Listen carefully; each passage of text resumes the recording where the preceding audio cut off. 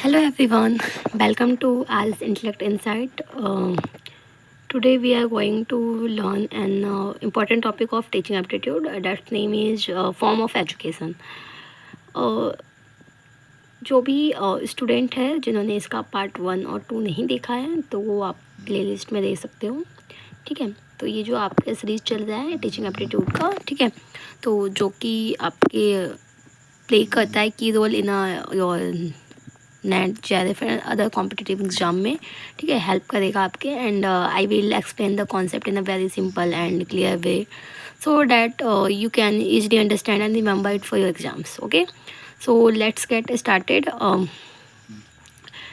Form of education, there are three types: formal, informal and non-formal.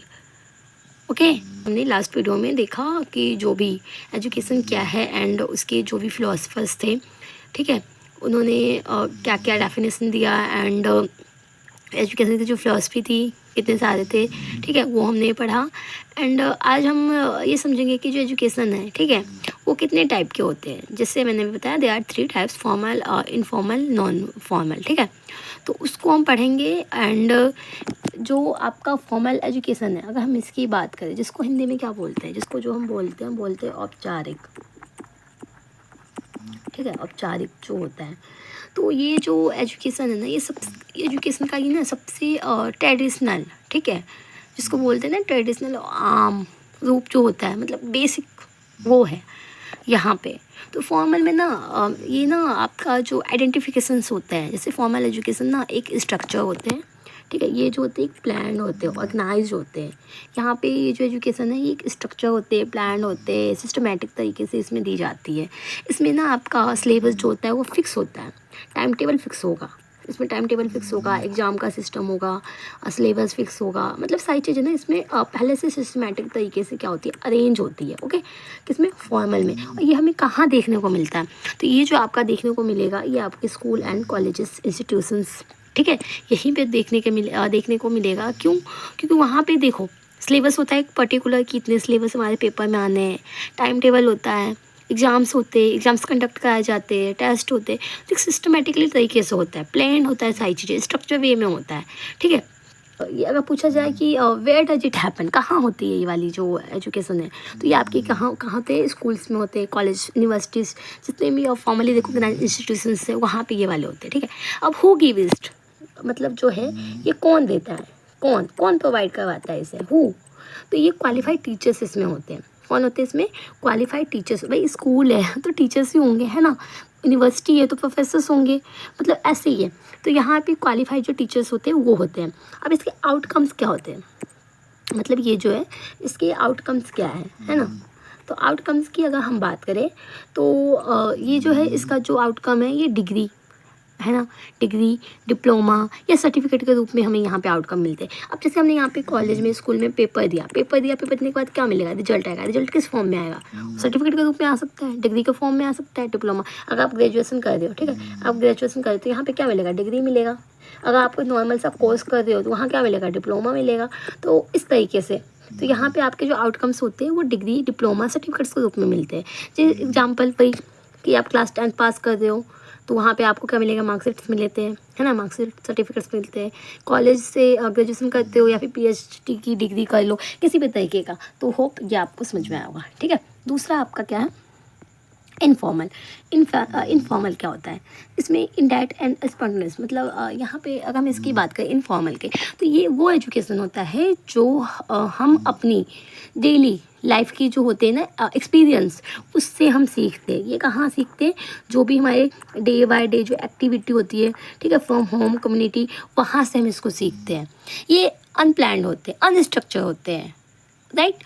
अब identification की हम इसमें बात करें तो क्या होता है, ये अनप्लान्ड होते हैं, मतलब यहाँ पे कोई प्लानिंग नहीं होती है। ओके, यहाँ कोई स्ट्रक्चर नहीं होता, यहाँ कोई आपका एग्जाम नहीं होता, ये ना अनइंटेंशनल्स होते हैं। इसका कोई खास सिलेबस नहीं होता, यहाँ कोई टीचर नहीं होता। हम इसे अपने आसपास के जो माहौल होता है ना, जो हमारी एक्टिविटी होती है, जो हम डे बाय डे एक्टिविटी करते हैं, हम वहाँ से हम इसको सीखते हैं। अब वही यहाँ पे भी सवाल आता है कि वेयर डज इट हैपन, कहाँ होता है ये, तो ये जो होता है ये आपके घर पे, प्लेग्राउंड में, आपकी सोसाइटी में, कहीं भी हो सकती है, जहाँ भी आप एक्टिविटी करके चीज़ों को सीख रहे हो। अब हु गिव इट्स, वही क्वेश्चन आता है कि इसको देता कौन है ना, कि हु गिव्स इट्स, कौन, मतलब ये जो एजुकेशन है ये कौन करवाता है, तो ये हर कोई करवा सकता है, चाहे वो आपके फ्रेंड्स हो, फैमिली हो, ठीक है, या फिर आपकी सोसाइटी हो, सोसाइटी के लोग हो, ये जाने अनजाने जो हमें लोग मिल जाते हैं वो भी हमें ये क्या है सिखा के चले जाते हैं। तो ये हमारा कौन सा होता है, इनफॉर्मल एजुकेशन होता है, राइट। फिर उसके बाद है आपका इसी में कि मतलब इसके क्या आउटकम्स है। अब जैसे इसमें हमने क्या पढ़ा कि सर्टिफिकेट और डिग्री के रूप में हमें मिलता है, बट यहाँ क्या, तो यहाँ हमें कोई सर्टिफिकेट नहीं मिलता, या हमारे सिर्फ जो है ना जो हमारे जो व्यक्तित्व होते हैं, ठीक है, और जो हमारे नॉलेज होते हैं उसी को बढ़ावा यहाँ पे मिलता है। ओके, तो जैसे एक एग्जांपल हम लेते हैं, जैसे मम्मा है, ठीक है, मम्मा खाना बनाना सिखाती है हमें, तो मतलब वो खाना बना रही है घर में, हम देखते देखते उनसे सीख गए ना, तो क्या वो हमें सर्टिफिकेट देगी, नहीं देगी, बिल्कुल नहीं देंगी वो। या फिर हम दोस्तों के साथ कोई गेम खेल रहे हैं, वो भी खेल रहा है, हम भी गए, हमें नहीं आता खेलने, बट क्या हुआ, हमने यहाँ पे उसे देखा, ठीक है, और फिर हमने भी खेलना सीख लिया। या फिर न्यूज़पेपर पढ़ के भी क्या होता है, हम दुनिया के बारे में जान सकते हैं, मतलब कोई भी बुक्स पढ़ लो, वहाँ भी हमें नॉलेज मिल जाएगा। तो यहाँ क्या हम एक्टिविटी करके सीख रहे हैं। ओके, अब नेक्स्ट है आपका जो थर्ड है नॉन फॉर्मल। अब ये क्या होता है, ये तो सुना फॉर्मल इनफॉर्मल, अब ये नॉन फॉर्मल क्या होता है, तो देखो ये ना फ्लेक्सिबल होता है, ओपन सिस्टम होता है, मतलब ये इन दोनों के बीच में, मतलब इस दोनों के बीच के जो रूप होता है ना उसको कहते हैं, मतलब ये फॉर्मल एजुकेशन की तरह स्ट्रक्चर होती है, लेकिन स्कूल या कॉलेज की जो चार दीवारें होती है ना उससे बाहर दी जाती है, समझ गए, कि मतलब स्कूल के अंदर नहीं, मतलब ये इनका ये जो है ना ये इंटेंशनल ऑर्गेनाइज होती है, लेकिन इसमें क्या होता है जो फ्लेक्सिबिलिटी होती है वो ज़्यादा होती है। अब वही सवाल कि वेयर डज इट हैपन, कहाँ होती है, तो ये जो होती है आपकी कम्युनिटी सेंटर्स पे हो जाती है, एनजीओस में हो जाते हैं, जो भी वोकेशनल ट्रेनिंग इंस्टीट्यूशंस होते हैं वहाँ पे आपको ये मिल जाएंगे। अब ये देता कौन है ना, कि ये जो एजुकेशन है देता कौन है, हु गिव्स इट, तो ये जो भी आपके इंस्ट्रक्टर्स होते हैं या फिर ट्रेनर्स होते हैं वो इसे देते हैं उस एजुकेशन को। अब आउटकम्स क्या निकलते हैं, तो देखो इसका भी एक सर्टिफिकेट या डिप्लोमा मिल सकता है, लेकिन ये रेगुलर डिग्री से अलग होती है। अब जैसे होता है ना कि एनजीओ, जैसे मैं भी एक एनजीओ से कनेक्ट थी, अभी भी हूँ, तो वहाँ पे मतलब होता है कि बहुत सारे जो वहाँ पे ना कॉम्पिटिशन्स होते रहते हैं, तो बच्चे उसमें पार्टिसिपेट करते हैं, मतलब नॉर्मल भी कोई भी स्कूल्स में जाते हैं और स्कूल्स में पार्टिसिपेट करवाते हैं, तो वहाँ पे ना बच्चे जो ड्राइंग वगैरह बनाते हैं तो उन्हें ना सर्टिफिकेट नॉर्मल दिया जाता है, बट वो रेगुलर डिग्री से बिल्कुल ही अलग होता है। वो एनजीओस होता है कि ये होता है कि आप उस एनजीओ से कनेक्टेड हो, आप उस एनजीओ को जानते हो। ऐसे बहुत सारे एनजीओस है, जैसे वहाँ पे हम जाते हैं और मतलब वहाँ पे टीचिंग करते हैं, मतलब फ्री ऑफ कॉस्ट, कोई वो नहीं है, ठीक है, तो उसके बदले कोई भी सर्टिफिकेट वगैरह ऐसा मिलता है वहाँ पर, तो ऐसा होता है।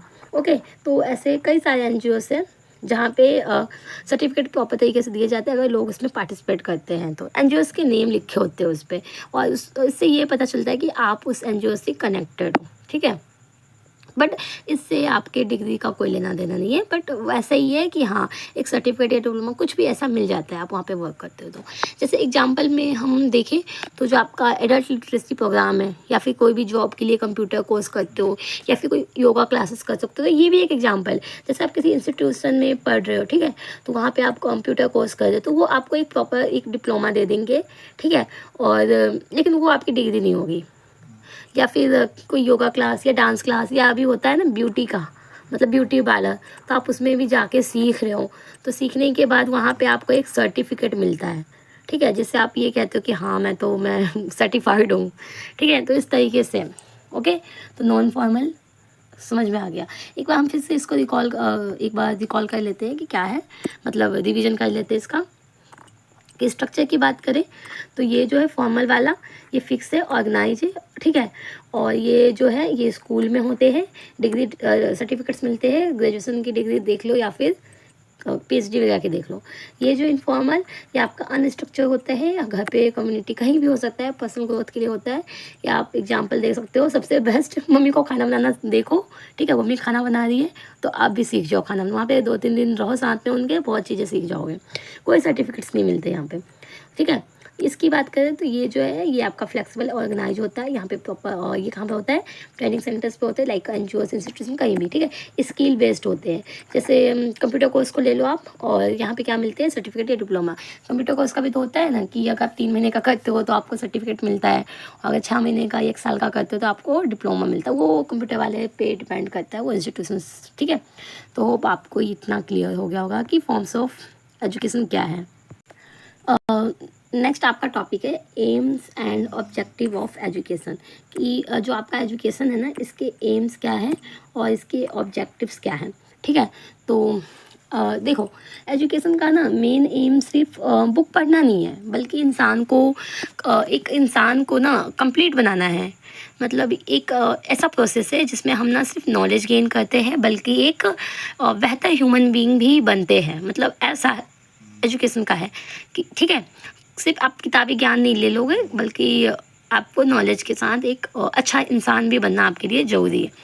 तो यहाँ पे जो आपका फंक्शन ऑफ एजुकेशन है, ये राइटर के थ्रू दिया गया है। 2 राइटर है, मेन है, ठीक है, जिसमें आपका जो हैविगर्स्ट है, ठीक है, और जॉर्ज पाइने हैं।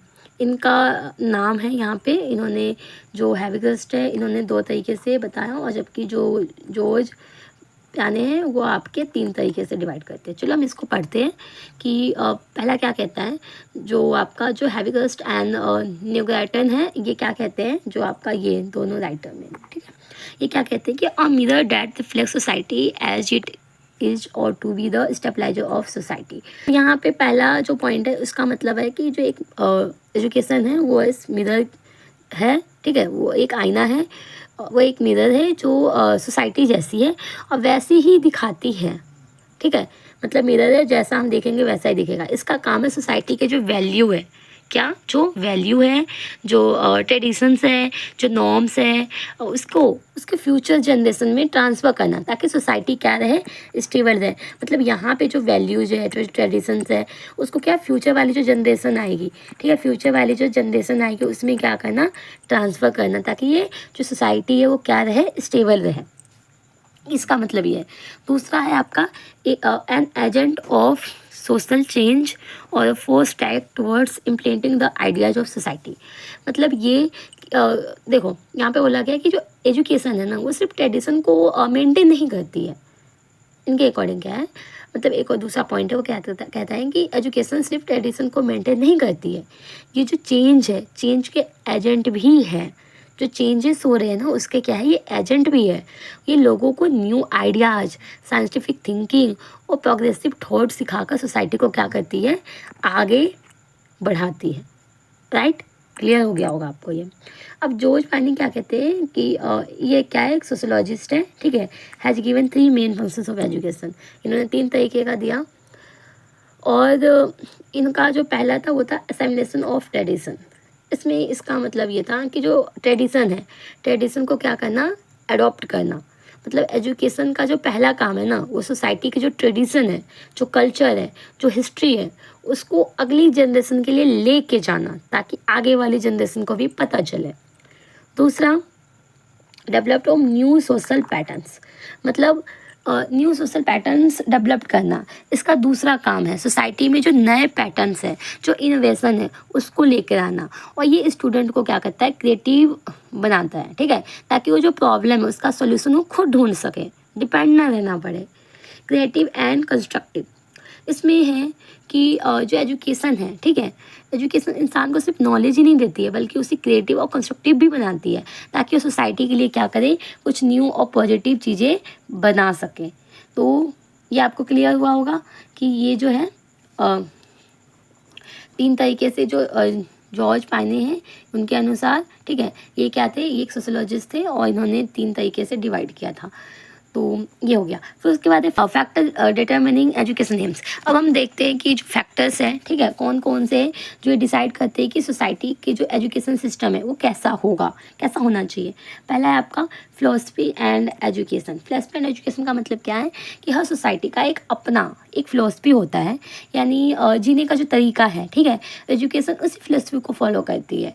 जैसे एक डेमोक्रेटिक कंट्री है, ठीक है, और डेमोक्रेटिक कंट्री की जो फिलोसफी है इक्वलिटी का होता है, तो उनकी जो एजुकेशन है वो भी क्या इक्वलिटी ही सिखाती है। ओके। दूसरा है ह्यूमन नेचर।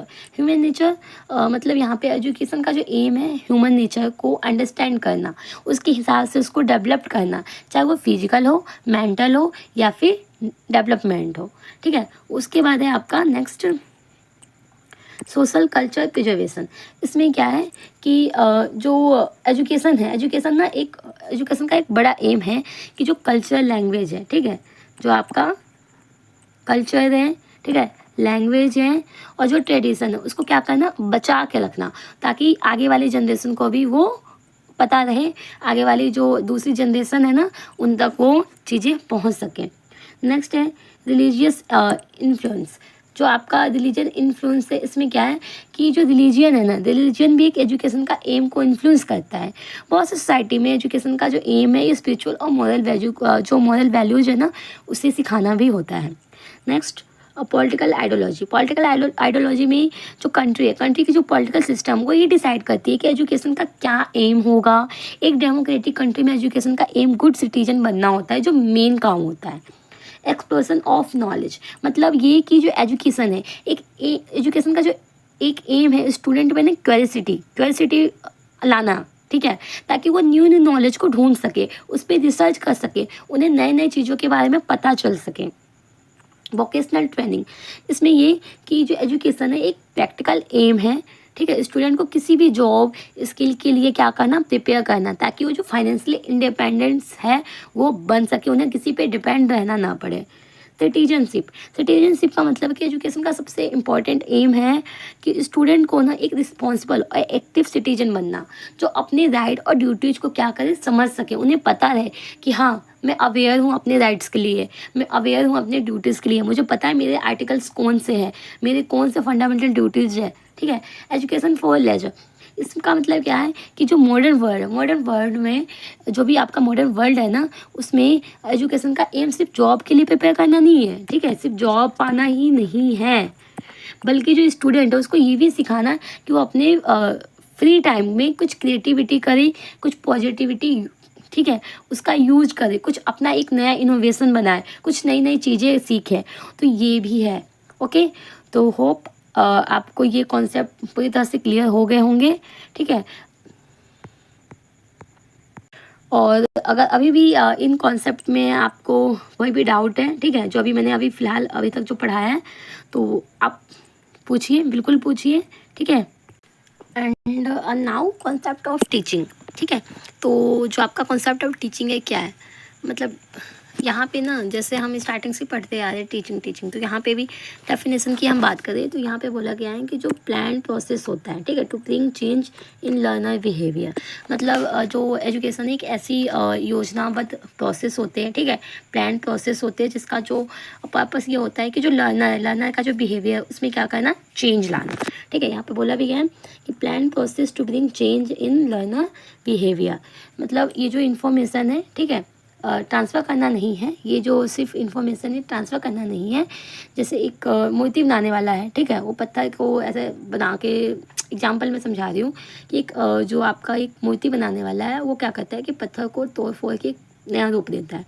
वैसे एक जो टीचर है ना वो अपने एक स्टूडेंट को, जो मतलब जिसको कुछ नहीं आता, तो उसको नॉलेज देता है, और नॉलेज, ठीक है, ज्ञान देता है उसे, और उसके जो व्यवहार है, उसके जो बिहेवियर है उसको प्रॉपर तरीके से चेंज कर देता है। अब जैसे ये बच्चा है, ठीक है, ये बच्चा है, अब इस बच्चे को कुछ नहीं पता, इसे कुछ नहीं पता, ये प्रॉपर अभी स्कूल आया, इसने पढ़ा, टीचर से इंटरेक्शन हुआ, ठीक है।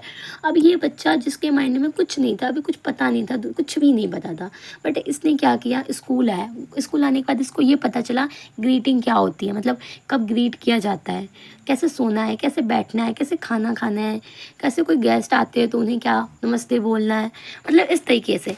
तो जो टीचर है ना वो अपने स्टूडेंट को नॉलेज देता है और उसकी बिहेवियर को, जैसे एक मूर्ति का एक नॉर्मल से स्टोन को वो पूरे तराश के उसको मतलब जैसे भी करके वो एक नया रूप देता है, वैसे ही जो टीचर है वो क्या स्टूडेंट को ना नॉलेज देके उसके बिहेवियर को भी चेंज करता है, एक अलग ही डायरेक्शन प्रोवाइड करता है। ओके, होप क्लियर होगा इसका डेफिनेशन। एंड नेक्स्ट इसका कैरेक्टरिस्टिक, ठीक है।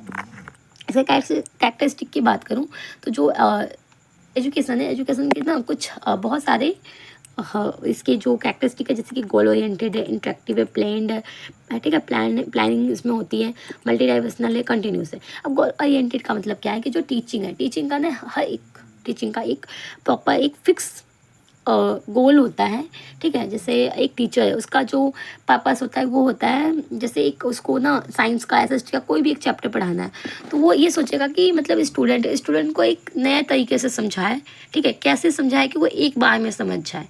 कोई भी जैसे टीचर है उसको पढ़ाना है, ठीक है, जैसे मैं आपको पढ़ा रही हूँ तो मैं ये सोचूंगी कि मैं इस चीज़ को कैसे आपको समझाऊँ कि एक नया चीज़ आपको सीखने को मिले, ठीक है।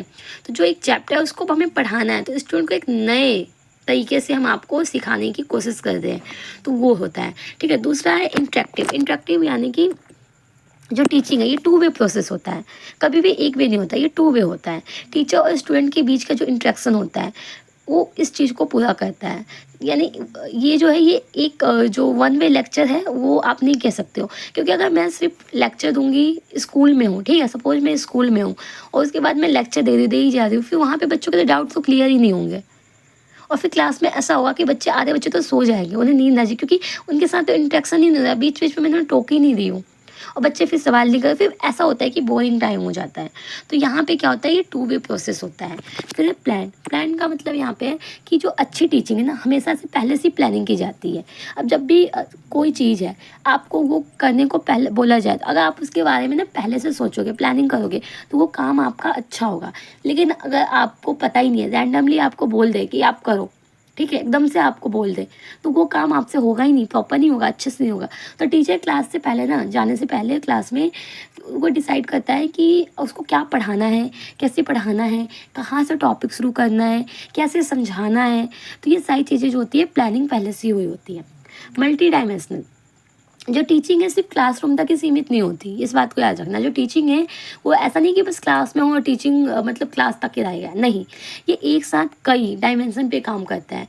जैसे नॉलेज देना, पर्सनैलिटी डेवलप करना, सोशल स्किल को सिखाना, ठीक है, सिर्फ पढ़ाना ही नहीं होता, बल्कि पर्सनैलिटी डेवलप करना भी होता है। बहुत सारी चीज़ें इसमें आ जाती है। कंटिन्यूस का मतलब है जो टीचिंग है ना वो लगातार चलने वाली प्रोसेस है। ऐसा नहीं है कि आप एक टाइम के बाद इसको स्टॉप कर दो, नहीं, कभी ना कभी अपने लाइफ के हर पड़ाव में क्या कुछ ना कुछ आप सीखते ही रहते हो। तो ये जो है ये तब तक चलती है जब तक आप स्टूडेंट है, ठीक है, जब तक स्टूडेंट सीख रहा है तब तक ये चलता रहता है। ये जो प्रोसेस है कंटिन्यूस, जब तक आपके अंदर सीखने की क्षमता होगी एज ए स्टूडेंट, तब तक आपका जो टीचिंग है, ठीक है, टीचिंग जो है वो लगातार चलने वाली एक प्रोसेस बनती रहेगी। उसके बाद है लेवल से इसमें 3 होते हैं, मेमोरी लेवल, अंडरस्टैंडिंग लेवल और रिफ्लेक्टिव लेवल। ओके, ये 3 होते क्या है, तो देखो टीचिंग को 3 तरीके से यहाँ पे डिवाइड किया गया, जैसे ये मेमोरी, अंडरस्टैंडिंग, रिफ्लेक्टिव, ठीक है। अब मेमोरी लेवल क्या होता है, मेमोरी लेवल मतलब इस लेवल पे ना स्टूडेंट सिर्फ चीज़ों को मेमोराइज करता है, ठीक है। इसका मकसद फैक्ट्स, इन्फॉर्मेशन को रटना, बोलते हैं ना रटाफिकेशन, यहाँ पे क्या होता है, रटाफिकेशन होता है, चीज़ों को रटने, मेमोराइज करना। जैसे हम भी करते थे बचपन में कि इंडिया का कैपिटल क्या है, Delhi is the capital of India, मतलब एक ही चीज़ को रटते थे। जैसे कार्बन डाइऑक्साइड का फॉर्मूला क्या है, वाटर का, मतलब रटना, चीज़ों को रटना। इसमें टीचर का रोल ज़्यादा नहीं होता, मतलब सॉरी, इसमें जो टीचर का जो रोल होता है ये ज़्यादा होता है। यहाँ पे जो टीचर का रोल होता है वो ज़्यादा होता है, रेटाफिकेशन होता है, ठीक है। और मेमोरी लेवल को हम बोल सकते हैं जो स्मरण, जो स्तर होता है ना, स्मरण कहते हैं ना कि स्मरण करो, याद करो, तो वो चीज़, ठीक है। तो यहाँ पे चीज़ों को मेमोराइज किया जाता है, इसका मतलब यही है कि जो इन्फॉर्मेशन उसको क्या करना, रटना। ओके, दूसरा है अंडरस्टैंडिंग लेवल। अंडरस्टैंडिंग का मतलब क्या है, समझना। इस लेवल पे जो स्टूडेंट है वो चीज़ों को ना समझना शुरू करता है, सीखता है, वो 2 कॉन्सेप्ट के बीच में क्या करता है, रिलेशनशिप समझता है। अब जैसे हमने यहाँ पे पहले में तो रट लिया कि जो आपका दिल्ली जो है कैपिटल ऑफ क्या है, इंडिया, ये तो हमने रट लिया। बट यहाँ पे ना अब हम समझेंगे कि जो सिर्फ दिल्ली है वो कैपिटल है। ये याद करने की वजह हम क्या करेंगे, इस चीज़ को हम समझेंगे कि क्यों है, कैसे है, क्यों बना था, इससे पहले क्या था, समझ रहे हो ना कि चीज़ें जो है हम रटने की वजह यहाँ पे उस पर फोकस करेंगे, याद करने की वजह हम क्या करेंगे उसको वो समझता है कि क्यों और कैसे है। रिफ्लेक्टिव लेवल ये जो है यहाँ पे ना टीचिंग का सबसे ये जो होता है ये हाईएस्ट लेवल होता है, ठीक है। यहाँ स्टूडेंट खुद से सोचता है, वो एनालिसिस करता है और वो प्रॉब्लम सॉल्विंग भी करता है। यहाँ अब रटना नहीं है, ठीक है। यहाँ खुद वो एनालाइज करता है चीज़ों को, प्रॉब्लम को खुद सॉल्व करता है। टीचर का रोल यहाँ पे एक गाइड या फैसिलिटेटर का होता है और जो स्टूडेंट है वो खुद यहाँ पे नॉलेज कंस्ट्रक्शन करता है, ठीक है। ये ग्रेजुएशंस में, ठीक है, कॉलेज वगैरह में ये स्टूडेंट आपको देखने को मिलते हैं। यहाँ पे वो खुद ही चीज़ों को करता है, टीचर जो है बस एक फैसिलिटेटर के रूप में यहाँ पे वर्क करता है। ओके, फिर उसके बाद है यहाँ पे इसी के पार्ट है फेस ऑफ टीचिंग। ये ना स्पेस नहीं था तो फिर ये यहाँ पे लिख दिया, ठीक है। ये इसी के आगे है, यहाँ पे था ये, ठीक है। तो face of teaching, face of teaching जो है ये भी 3 कैटेगरी में डिवाइड है, जैसे pre active, interactive, post active. Pre active क्या होता है? ये जो टीचिंग है ना ये पहला स्टेप होता है। इसमें टीचर प्लानिंग करता है, इसमें क्या करता है, प्लानिंग करता है, ठीक है। प्लानिंग करता है, वो डिसाइड करता है कि वो क्या पढ़ाएंगे, किसके लिए पढ़ाएंगे और इसका जो मकसद होगा क्या होगा। मतलब एक पूरा यहाँ पे क्या होता है, प्लानिंग स्टेज होता है जो प्लान करता है पहले से ही। दूसरा है आपका इंटरेक्टिव, ठीक है, जिसको डिलीवरी बोलते हैं। मतलब ये वो स्टेप होता है जब टीचर क्लास में पढ़ाता है और इसमें टीचर और स्टूडेंट के बीच में क्या होता है, इंटरेक्शन होता है। इसमें क्वेश्चन पूछे जाते हैं, एक्सप्लेन किए जाते हैं, एग्जाम्पल दिए जाते हैं, ठीक है। यहाँ पे चीज़ों को क्या किया जा रहा है, डिलीवर किया जा रहा है, ठीक है। इसलिए इसको डिलीवर एज भी कहते हैं। उसके बाद है पोस्ट एक्टिव। पोस्ट एक्टिव का मतलब यहाँ पे ये जो टीचिंग के बाद का स्टेप होता है, एवोल्यूट करते हैं चीज़ों को। इसमें टीचर ये चेक करता है कि जो स्टूडेंट ने कितना सीखा है, ठीक है। वहाँ पे ये एवोल्यूशन स्टेज होता है जिसमें कोई भी टेस्ट या फीडबैक लिया जाता है। अब जैसे ये स्कूल है, ठीक है, ये स्कूल है और यहाँ पे टीचर आया, ठीक है। पहले तो चीज़ों को उसने प्लान किया, यहाँ पे क्या किया, चीज़ों को प्लान किया कि मुझे आज क्या पढ़ाना है। जैसे मैंने यहाँ पे फॉर्म ऑफ एजुकेशन ही पढ़ाया, ठीक है, कि एजुकेशन के कितने टाइप होते हैं। फिर उसके बाद यहाँ पे स्कूल था ये आपका, है ना, तो यहाँ पे उसने पढ़ाया। पढ़ाने के बाद क्या किया, इंट्रैक्शन स्टूडेंट के साथ किया कि चलो चीज़ों को एक्सप्लेन किया, सवाल पूछे, जवाब दिया, सारी चीज़ें, ठीक है। उसके बाद यहाँ जो स्टूडेंट है, कौन, यहाँ जो स्टूडेंट है, उसके बाद यहाँ पे जो स्टूडेंट है ना उनसे ये फीडबैक लेंगे कि अब आपको कितना समझ में आया, ठीक है। किसी से भी क्वेश्चन पुट कर देंगे और फिर आंसर लेंगे। फिर उसके बाद ये भी हो सकता है, फीडबैक में कुछ भी हो सकता है, वो टेस्ट पे ले सकते हो। और नॉर्मल जो फीडबैक होता है कि आज की क्लास कैसी लगी आपको, आपने क्या सीखा, कुछ भी, एनीथिंग, कुछ भी हो सकता है, ठीक है। तो इस तरीके से यहाँ पे एवेल्यूएट किया जाता है। अब जैसे मैं ही आपसे एक चीज़ पूछ रही हूँ कि आज की क्लास में आपने क्या सीखा, आज की क्लास में आपने क्या सीखा, और अगर आपके कोई डाउट है तो आप कमेंट में बताएं। तो ये जो कमेंट में तो मेरा वो हो गया, ठीक है। मतलब मैं आपको बोल दूँ कि आप अपने क्वेश्चन पूछ सकते हैं, लेकिन मैंने आपको बोला कि आज आप आज की क्लास में आपने क्या सीखा, तो क्या क्या चीज़ें आपको अच्छी लगी वो कमेंट में ज़रूर बताएं। तो ये आपका क्या हो गया, फीडबैक हो गया, कि आपके तरफ से जो फीडबैक मिलेगा वो मेरे लिए फीडबैक होगा। तो ये आपका पोस्ट एक्टिव फेस के अंदर एग्जाम्पल्स बन जाएंगे, ठीक है। तो अब क्या है, teaching can be define in the following veg. अब अलग अलग तरीके से यहाँ पे टीचिंग को क्या किया गया है, डिफाइन किया गया है। जैसे पहला है teaching is a purposeful direction and management of learning process. क्या है ये, कि ये direction and management learning process है। टीचिंग का जो प्रोसेस है क्या है, कि अपॉर्चुनिटी प्रोवाइड करना for student, produce relatively permanent change through the engagement experience provided by the teachers. Teaching क्या है, कि स्किल एप्लीकेशन है, नॉलेज का, एक्सपीरियंस का, साइंटिफिक प्रिंसिपल्स का, and objective to set of environment फैसिलिट learning. Teaching क्या है, एक प्लान एक्टिविटी है। इफेक्टिव टीचिंग डिपेंड करता है इन सब चीज़ों पे, किस पे, कि how clear the student understand what they expected to learn. मतलब जो सीखना चाहते हैं वो उसको मतलब किस तरीके से जो स्टूडेंट है उसको क्लियर किया जाए, ठीक है। How activity their learning can be major.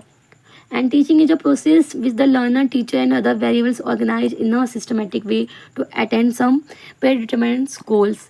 ये भी एक प्रोसेस है। टीचिंग क्या है, एक एक्टिविटी है जो इन्फ्लुएंस करता है चाइल्ड को to learn acquire desire knowledge, skills and also their desire way of living in the society. तो होप आपको ये क्लियर हो गए होंगे। तो that's all for today session.